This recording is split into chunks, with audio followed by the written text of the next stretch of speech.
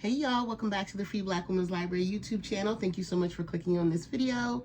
Thank you for liking this video. And thank you for subscribing to my channel.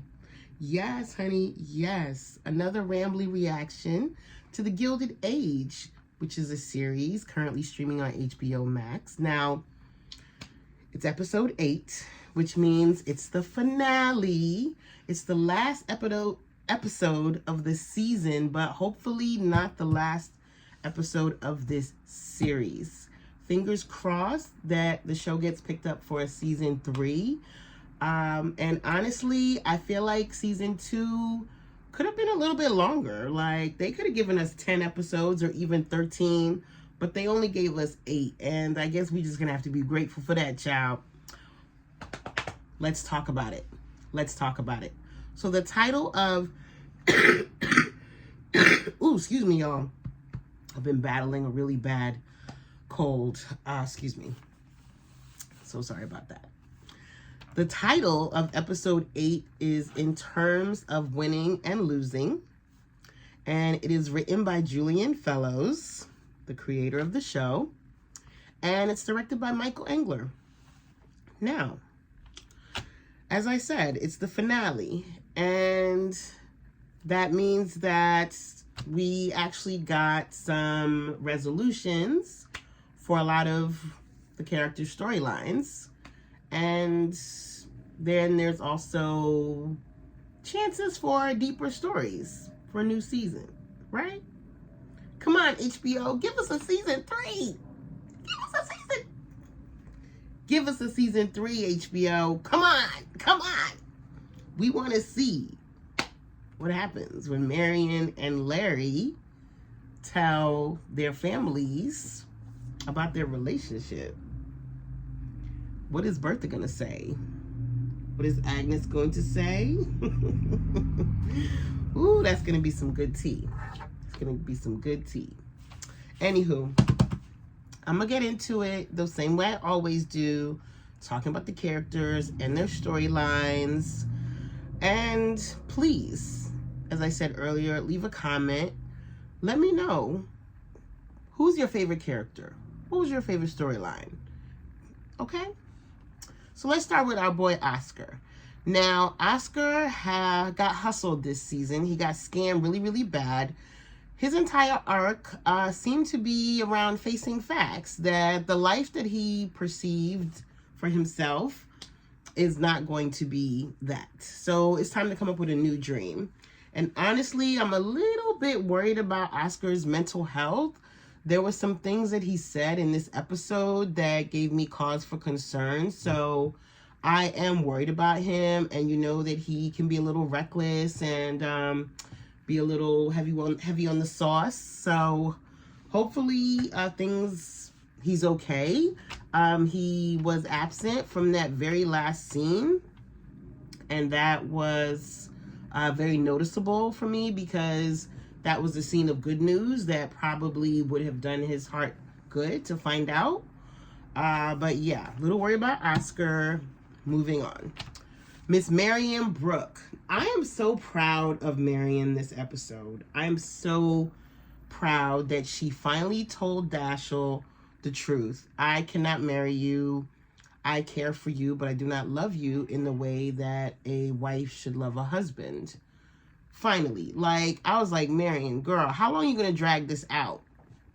And I think it became obvious to her when Dashiell came over and they were talking about the wedding and he said Harriet. He referred to Marion as Harriet. Harriet is the name of his wife who passed away. So obviously Dashiell doesn't love Marion. Dashiell is looking for someone to replace that empty space that his wife left when she passed away. And honestly, I'm not only impressed with Marion and her honesty and her clarity and her delivery as far as the way she spoke to Dashiell and the way she spoke to his daughter Frances. I am actually impressed with Dashiell as well and how amicable he was to her response. I thought he might lose his temper a little bit, but he knew. He knew. She made some really good points. You're still in love with your wife. You're still grieving. Y'all, I got my hair. I got conditioner in my hair. That's why I got this thing on, child. Child, it's gonna be what it is. It's gonna be what it is. This is gonna be my least favorite look as far as videos go, but child, I look like one of them little Caribbean doll babies that you get in the airport.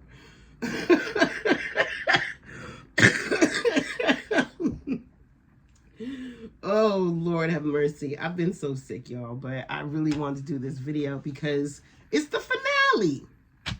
But anywho, props to Marion. She told her truth, and it ended up paying off for her in the long run. And I'm proud of her, and I'm glad. I'm really impressed by her clarity, right? There was some very significant things that happened in this episode as far as Marion goes, not just in her telling Dashiell that I can't marry you, but also when Ada said to her, you finally told him, because Ada already knew, right? So that was important. I really love the Ada character because she's very insightful, very intuitive, but she's not aggressive with her opinion. She's like the opposite of her sister. She's like the bizarro Agnes, because Agnes is very insightful and intuitive as well, but Agnes is very aggressive in sharing her thoughts, right? Whereas Ada is very much like, you already know what to do, and I'm gonna let you figure this out on your own. I'm just gonna sit back here and watch. So there was that, and then there was that point when Agnes said to her, this is 2 times that you've been in this situation. The second more public than the first. It's time to take control of your own life and figure out what you want. Now, what is Agnes referring to? The fact that not only was she booed up with Mr. Rakes in season 1, but she's been booed up with Dashiell in season 2. Like, the world is watching you. High society is like, okay, how come nobody's marrying this woman? Like, what's going on? So it's not looking good, right? Marion knows that she definitely wants to be a teacher. She loves teaching. Marion knows that she wants to stay in New York. But outside of that, she's still figuring things out. She spends a lot of the episode feeling very pensive and very unsure. And she finally has this moment with Larry that we have been waiting for since they first met over a year ago, where they kiss each other goodnight, right? She escorts Larry to the big Metropolitan opening, and he's looking at her with so much love in his eyes, like, Mrs. Blaine, who? We don't know her. We don't know her. Miss Blaine is... And I have a prediction about Mrs. Blaine. If we get a season 3, I have a feeling Mrs. Blaine is going to come back with a baby. I really do. And that baby's going to be Larry's, because they were getting it in Newport. Anywho. But Marion and Larry finally kiss. And this is the first time you could see this actress was so good. The actress that plays Marion, Louisa Jacobson. You can see in her eyes, she's like, oh, this is what romantic love is supposed to feel like. Yes, honey. That's that pitter pat that I've been telling you about for weeks. That's what that is. That's what makes you go, oh. That's what makes your face light up. That's what makes your cheeks blush. That's what makes you feel warm all over. That feeling that you had when Larry kissed you. You didn't get that from Rakes or Dashiell. So here we go. Excellent. Moving on to Larry. I'm doing it in the same order I always do. Larry, Larry is being his cute and eager self, very much interested in Marion, as he's always been.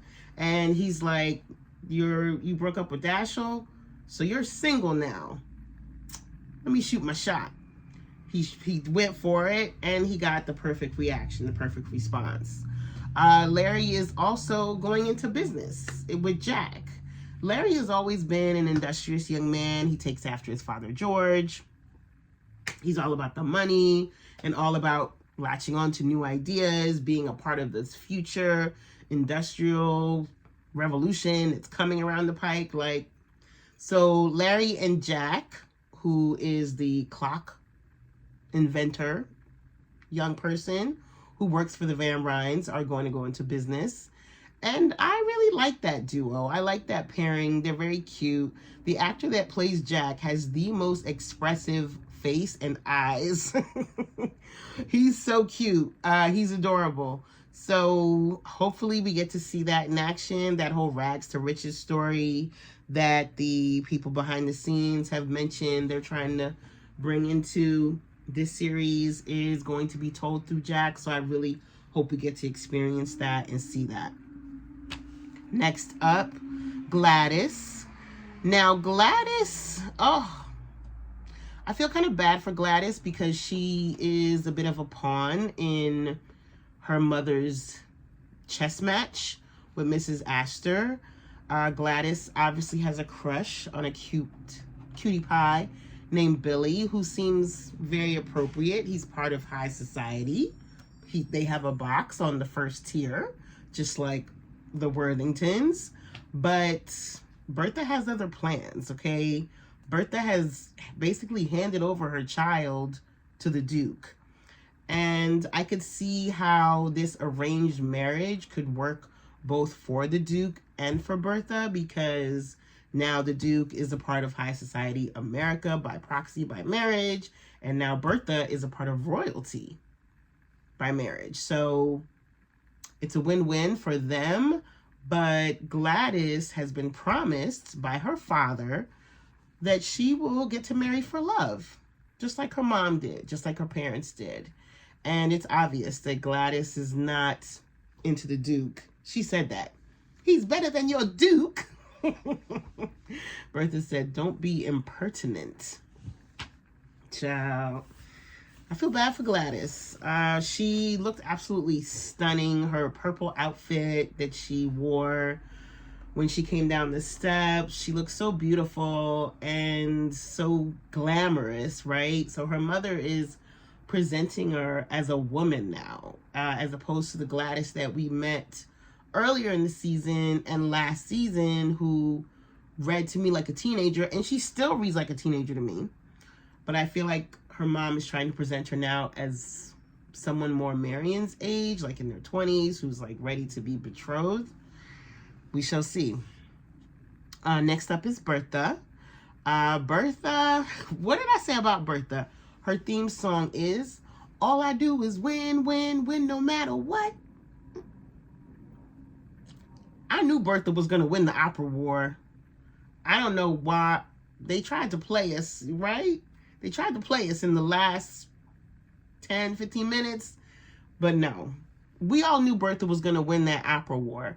I wasn't sure about the whole Duke storyline. Like, that was a little bit of a, I won't say plot twist, because there were hints to it.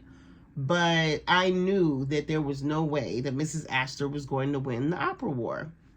And Bertha didn't only win, she conquered, y'all. She conquered, right? The Metropolitan looked absolutely stunning. It was packed. All of the boxes were full. And the Duke showed up. She got a standing ovation. She got her center box that she thought she lost. George was like, no, baby. There's no way I'm spending all this money on this place and we not sitting right here in the center spot. There's no way, right? She got her standing ovation. And wasn't it cute when she waved at, what's her name? Mrs. Bruce, when she waved at little Mrs. Bruce down in the orchestra, and Mrs. Bruce was like, and everybody was looking at Mrs. Bruce like, oh, you know her.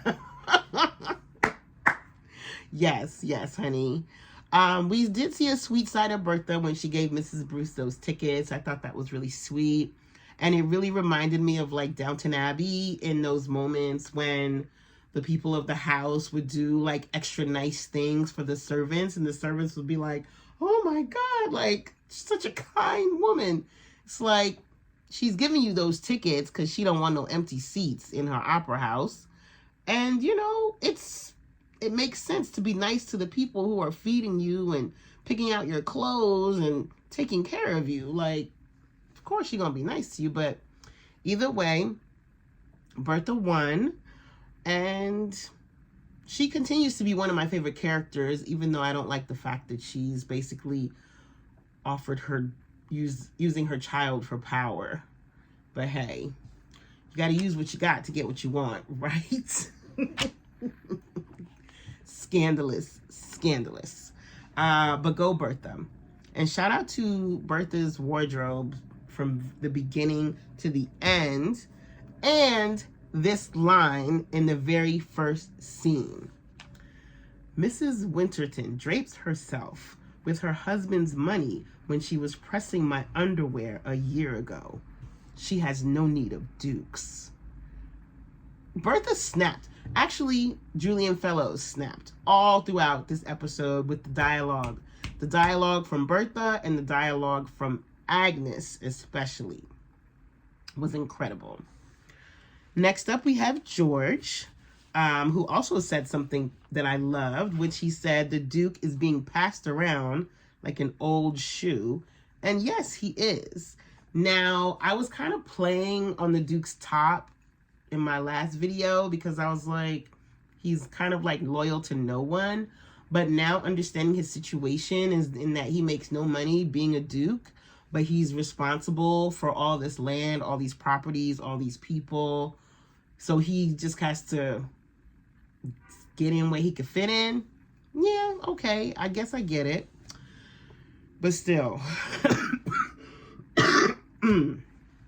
So not much happened with George this episode outside of the fact that he finally put his foot down with Bertha. So you see that he's not a complete doormat to his wife. No one ever said he was. But she's trying to get more money out of him, more influence, more power. And he's like, baby, it's enough. Like, it's enough. We have put so much money into this Met. This Duke is obviously not reliable and consistent. Let's just, it's going to be an amazing night. It's going to be amazing. Let's just go and enjoy it. Like, you win, baby, you win. I love how supportive he is of his woman. Anywho. So that's George, my boy George. Next up, Ada. Big news for Ada this episode in this finale. It turns out that the Reverend Luke Forte was rich. Comes from a very rich family who owns like a textile company, textile industries, big investments, big dollars. More money. Ada says more, too much money. I'm like, Ada, you can send me some of those coins, okay? What you mean too much money, child? Ain't no such thing. Ain't no such a thing. Ada is rich. So, yeah, this whole thing about Agnes, and maybe I should have talked about her first in this instance. But this whole thing about Agnes being destitute, being poor, having to sell her home, etc., is no longer cause for concern because Ada's got all this money. But now there's a whole new power dynamic in place because Ada has all the money. That means Ada's paying the salary for all of the servants, which means they all work for her. Armstrong, who you know she don't like, Bannister, Jack, they all work for her. So we'll see how that goes. Mrs. Scott. Ooh, Miss Scott works for her too, I guess. Not sure. But yeah, so Ada's rich now, and I love that for Ada. And honestly, one of my predictions and hopes for season 3 is that Ada kind of gets to travel and explore and be like a philanthropist and just a woman of influence, because there were certain things that were said throughout the season that makes me feel like she wishes that she'd had a bigger life. And now that she's got money, this gives her the opportunity to have this big life that she wanted for herself, right? So I'm sure she's going to make sure that Marion and Agnes are taken care of. But and she's also very much into giving and supporting people, helping the needy, helping the poor, helping the unhoused, all these different things, right? So I would love to see her become like a well-known philanthropist of some kind and travel. That's what I would love for Ada. Although I don't want her to disappear from the show. I want her to come back from her travels. Very glamorous, very dramatic, send postcards from like India and Japan. And, you know, I think that would be so cool. Oh my God. I'm so sorry, y'all. I'm not starting this video over and I don't know how to edit, unfortunately. So I apologize. Yes. Anywho, moving on to Agnes. Now, y'all need to give Christine Baranski her Emmy Award right now. Like, give her her Golden Globe, her Emmy, her SAG, whatever it is. Because she ate, like, Christine ate this Agnes Van Ryn roll up. And she delivered back to back to back this entire season.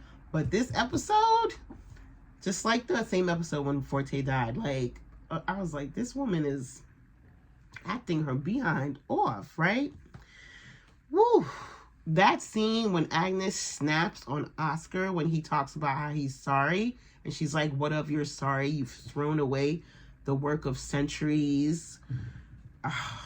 You've thrown your family into the dirt. Oh my God. Oh my God. She snapped. She snapped. Yeah.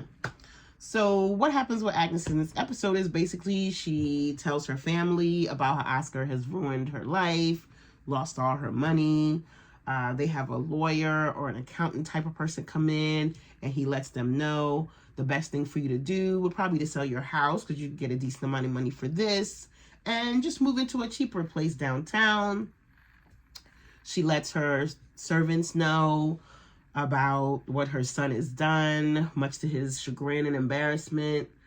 And she doesn't allow him to be defended by Marion or by Ada because, and I don't blame her, honestly. She's really angry and she's really tearing into him. But I don't blame her because she's like, I went through so much shit just so I could get to this point in my life where I could have a stable and secure, spend the last of my years on this planet as a woman in a stable, secure situation when it comes to finances and housing.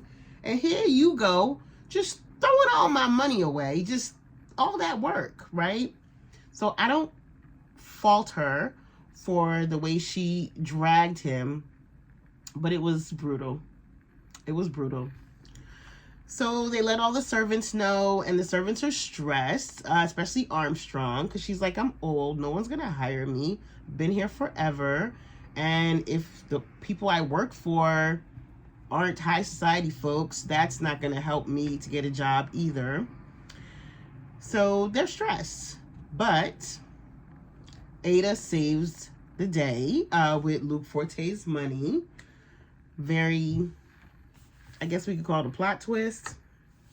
Yeah. Agnes goes to the Met.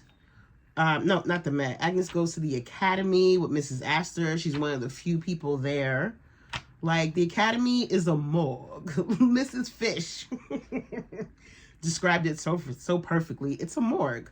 Like, it's barely full. The people that are there look bored. Some people are actually leaving. The Duke is not showing up.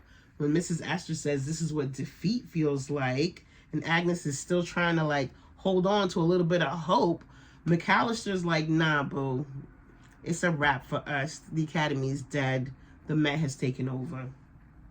So, thankfully, Agnes is not going to be, like, home, like, have to leave her home, and she doesn't have to get rid of all her clothes. she had an interesting moment with Mrs. Armstrong where she said to her, would you like to stay with us? I won't be able to pay you as much, but you'll still be safe and taken care of. You won't have to worry about having to find a new job. Mrs. Armstrong was very grateful, said, what made you change your mind?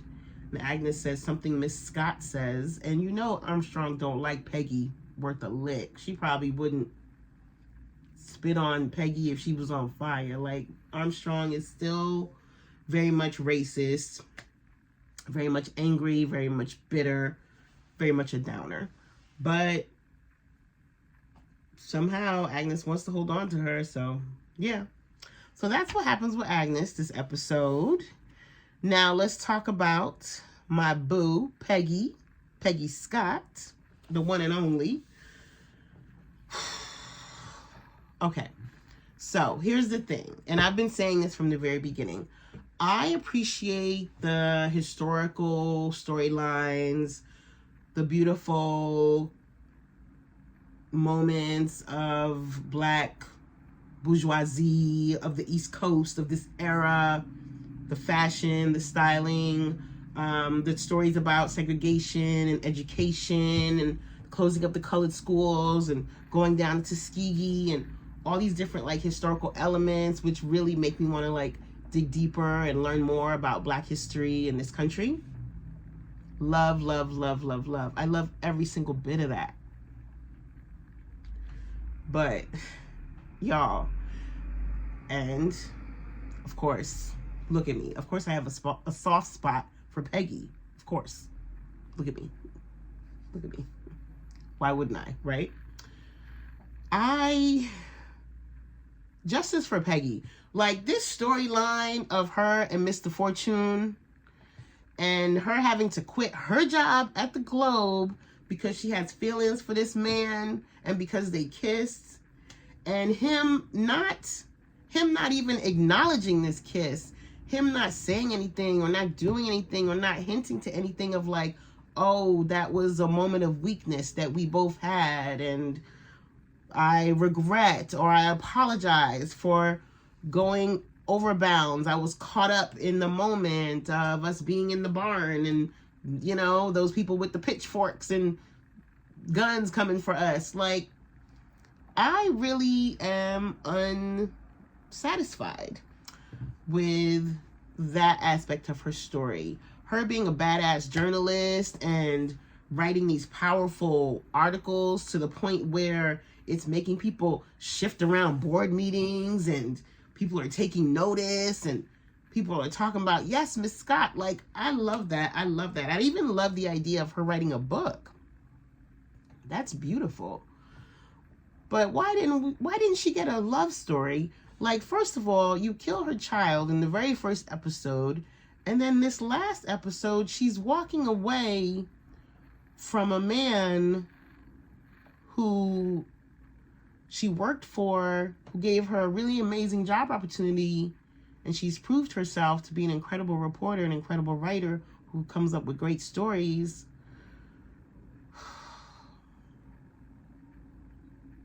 Yeah. What do y'all think? Am I being oversensitive to this? Am I being oversensitive? I really don't want Peggy to just be a vehicle for teaching us about Black history. I really don't want that to be her only purpose in this series. I want her to have a boyfriend, or a girlfriend. Hey, come on now.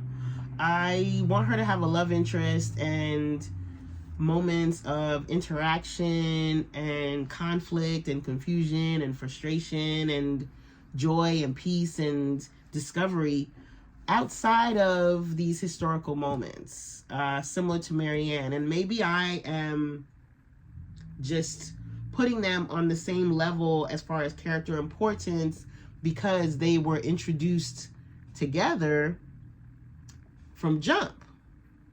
So it gave me the impression that each one of their characters would be equally important and we would get fully developed plot lines for each one. Mr. Fortune is not looking good in this storyline, and considering that Mr. Fortune is based on a real person, that kind of bothers me a little bit. And why? Yeah, oh Lord, this video is getting way too long. But yeah, that's my tiny little moment of dissatisfaction with the finale as a whole, which I absolutely loved. Absolutely loved. Loved the way the Opera Wars turned out. Loved the way Ada and Agnes's story turned out. Loved the way Marion's story turned out. Really loved that. Peggy's story, it was sad. It was sad. The way she walked away from Mr. Fortune in the park. Child. And what did she say? Bad timing shapes our lives. It's true, but it's sad AF. Like, come on.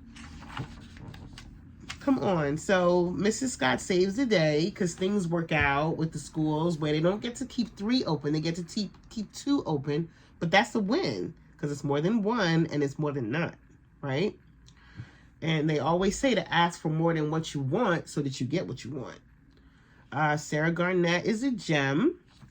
I want to learn and read more about her. Whew. Mrs. Fish is amazing. Shout out to Miss Fish, one of my favorite secondary characters. We got to see a little bit more texture from Aurora Fane in this episode because she showed up to the Metropolitan acting like she was afraid of Miss Astor. Aurora, you ain't got to be afraid of her.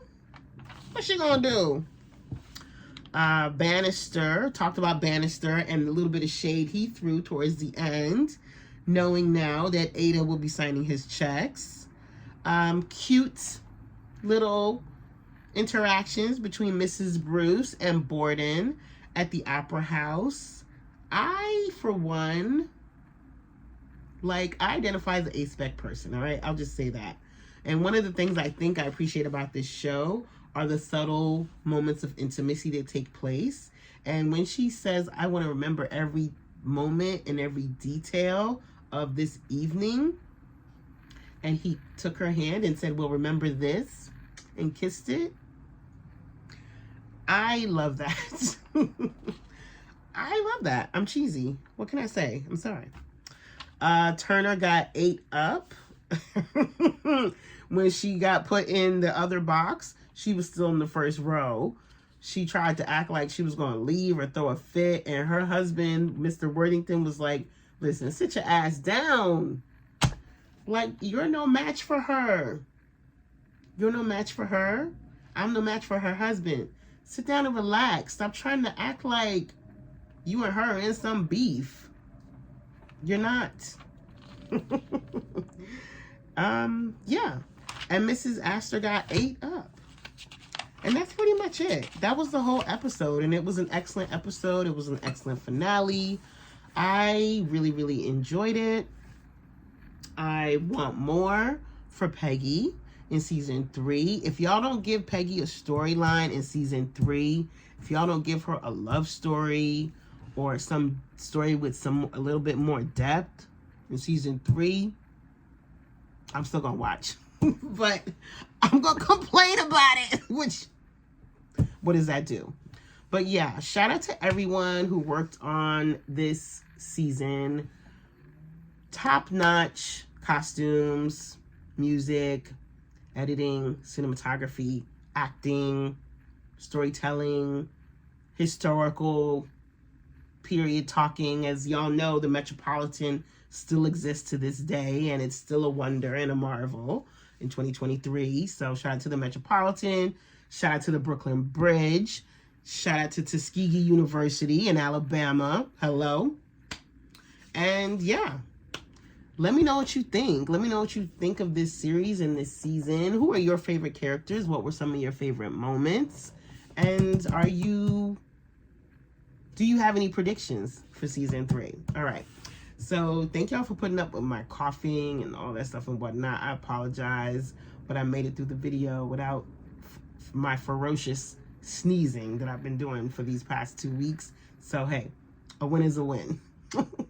Bye, y'all.